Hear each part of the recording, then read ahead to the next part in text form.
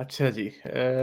मोहम्मद सईद कह रहे हैं, हारिस भाई इधर आप इल्ज़ाम लगाते हैं, उधर हमारे उलमा एक-एक बात का जवाब दे देते हैं, तो ये कौन से इल्ज़ाम लगाते हैं आप लोग? ये तो आप लोग अपनी इंसल्ट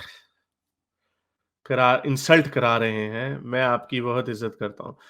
देखिए सईद भाई आपके अगर आप मेरे से पूछे ना कि भाई आप सर्दियों के अंदर टी-शर्ट पहन के क्यों घूमते हैं? तो मैं आपको जवाब दे देता हूँ, यार मेरी मर्ज़ी। लेकिन मैंने आपको कोई वजह नहीं दी। किसी चीज़ का जवाब दे देने का मतलब ये नहीं है कि वो जवाब दुरुस्त था। आप लोगों के उलमा के पास कोई जवाब नहीं है लौंडीबाज़ी का, क्योंकि अगर आपने किसी चीज़ को अच्छा और बुरे के ज़ाविये से देखना है, तो आप ये देखें कि जो चीज़ आप दूसरे को प्रिस्क्राइब कर रहे हैं, क्या वो अपने ऊपर अपना लगा सकते हैं? वो जी लौंडियाँ इस वजह से थीं, वैसे थीं, उसकी ये मजबूरियाँ थी, उस ज़माने में सारे करते थे। अच्छा, रुको ज़रा, क्या आपकी बहन को लौंडी बनाया जा सकता?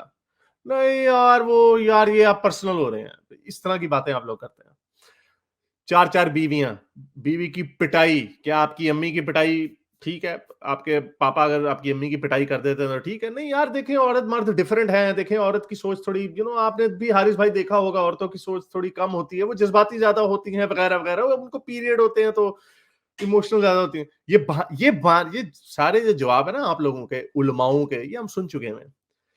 सवाल ये है कि क्या जो आप जवाब दे रहे हैं, क्या उन जवाब की कोई लॉजिक है? क्या वो साइंटिफिकली दुरुस्त हैं? क्या वो इखलाकी या मंतक के असूलों के ऊपर पूरा उतरते हैं?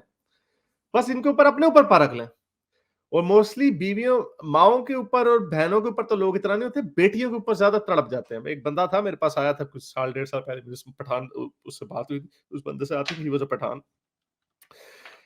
उसको मैंने इसी तरह बात की। मैंने कहा आपकी बेटी को आपका खावंद मारेगा तो ठीक है। पहले तो उसने कहा इधर बहाने-शहाने मारने की कोशिश की, लेकिन वो इस्लाम को, कुरान की आयत को नहीं ठुकरा पा रहा था। तो उसे पता था अगर इनकार कर देगा तो कुरान का इनकार कर देगा। तो उसने कहा हाँ, अगर मेरा दामाद अगर मेरी बेटी को मारता है तो ठीक है। मैंने कहा बस ठीक है, फिर अब और क्या किया जा सकता है? अब हम यही उम्मीद कर सकते हैं कि लोगों में इतनी इखलाकी जुर्रत होगी और ये जो रिश्ते हैं प्यार के, बाप और बेटी का जो रिश्ता है, शायद उसके अंदर इतनी ताकत होगी कि उस वक़्त वो बाप कहेगा, यू नो व्हाट? कुरान मजीद शरीफ साहिब आप होंगे बड़े ज़बरदस्त, लेकिन आप जाएँ भाड़ में, मेरी बेटी को अगर किसी ने हाथ लगाया तो मैं उसके हाथ तोड़ दूँगा। यही हम उम्मीद कर सकते हैं, ज़्यादा से ज़्यादा।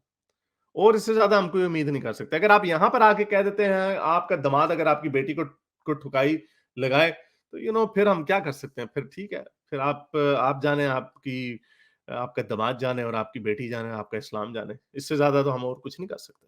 और हाँ, दूसरी बात ये है कि आपको शायद ये बात समझ ना आती हो, लेकिन जो आजकल के जिन मर्दों के दिमाग खुल जाते हैं, वो ये चाहते हैं कि उनकी बेटियों को अंदर इतनी ताकत हो।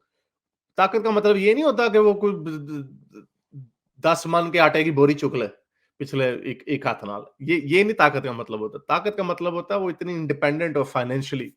अगर वो पढ़ी लिखी है, डॉक्टर है, सर्जन है, तो उसको किसी चीज़ की ज़रूरत नहीं है। हाँ, जो इंटिमेट कनेक्शन होता है, एक लव्ड वन की जो ज़रूरत होती है, वो नेचुरल है।